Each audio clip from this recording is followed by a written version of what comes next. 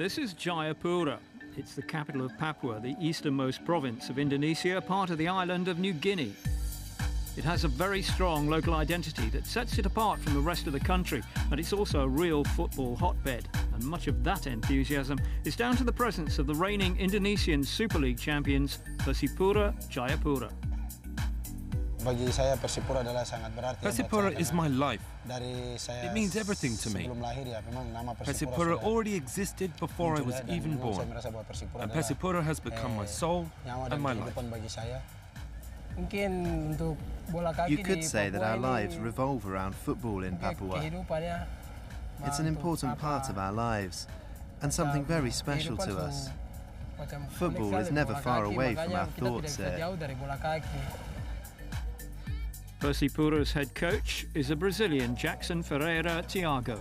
Jackson came to Indonesia as a player in the mid-90s and he's been here ever since. He took charge at Persipura in 2008 and has led the Papuan club to 3 league titles. The warmth of the fans here is, in my opinion, even a little greater than it is in Brazil, and that's the country of football. This is one of the reasons I've stayed here. I've been in Indonesia for 20 years and this is my 6th year in Jayapura. The warmth of the people and the atmosphere in the stadium is truly rare. It's something hard to find even in countries that have a much stronger football tradition.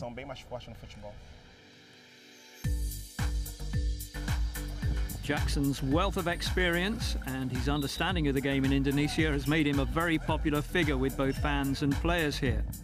The squad, with the exception of a few foreign imports, are almost exclusively Papua natives, such as the young forward, Ferry Pahabol.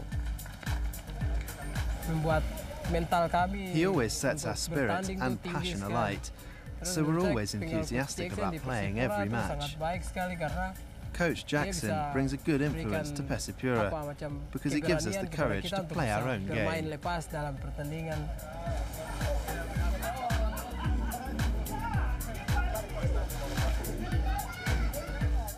The head coach also knows just how important football and the success of Persipura is in his adopted home, a region of the country where life has not always been straightforward.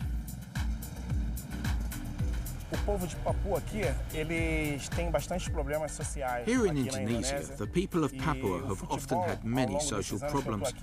In all the years I've been here, I've come to see football as an escape for people who have the chance to lessen the suffering that's always present for them.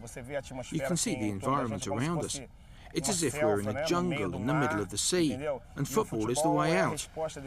It's a way for the people of Papua to feel proud, something through which they can feel happy to compare themselves with the rest of the people in Indonesia and the rest of the world. Indonesian football has been through a turbulent few years. Rival associations fought for control of the sport between 2011 and 2013, and 2 leagues ran in parallel. Persipura remained in the ISL, meaning they missed out on the chance to qualify for continental competition during that time. We were making progress in terms of international football, and the players were beginning to see football as being truly professional. So the 2-year hiatus did disrupt their progress a little, and they went back to the slightly primitive football we used to have. Now we're starting to get it back because we're playing in a ratified league competition once more.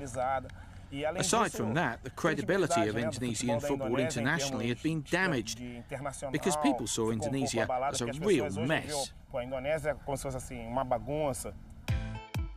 This year, the 2 competing leagues merged under the Super League banner, and the outlook for the domestic game is looking a little more positive. The reconfigured league also meant a return to Asian competition for Persipura, and they've made it through to the last 8 of the AFC Cup. Boaz Salosa is the club captain. It means so much that we have the chance to play in the AFC Cup and the AFC Champions League. I think that provides me and my teammates with so much, because if we only play in Indonesia, we won't make much progress.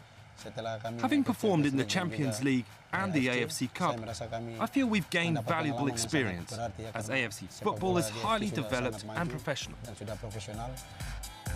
With Indonesian football seemingly on the road to recovery and Persipura's first team thriving, the next aim is further development at grassroots level. My main objective here is the football academy. We have the academy because we need a good foundation to maintain our progress long term. Here in Indonesia, the evolution of football won't happen in the senior team, the professional team, or even the youth team. It won't make a difference. The key is in the lower categories, the children from 8 to 13 years old. We must change their mentality, the way they play and see football. They should know the collective is more important than the individual. This is my goal. Papua may be an isolated place, but there can be little doubt about the role football plays here, and in Persipura Jayapura, they have a club that's leading the way in Indonesia.